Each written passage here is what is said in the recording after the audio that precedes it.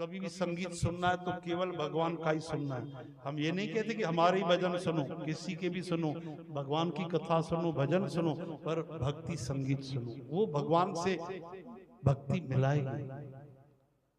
बिखे नाद कर्ण सुन बीना, हरिजस सुनत आलस मन कीना। संसार के विषय विराग सुनने से हमारी दृष्टि संसार की तरफ जाती है, बुराइयां आती हैं।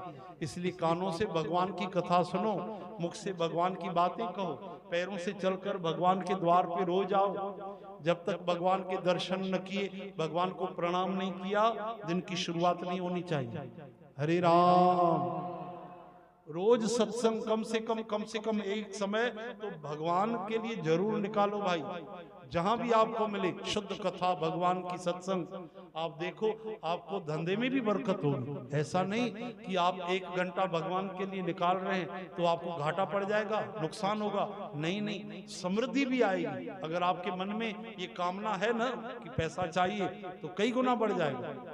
भक्ति देर से मिलेगी, धन तो पहले ही मिल जाएगा। हरे राम। देखो भाई, एक बड़ी गहरी बात है कि भगवान धन तो पहले दे देते हैं। अगर आप भगवान से माया और भक्ति मांगोगे, भक्ति जल्दी नहीं देंगे, माया पहले दे देंगे। क्यों?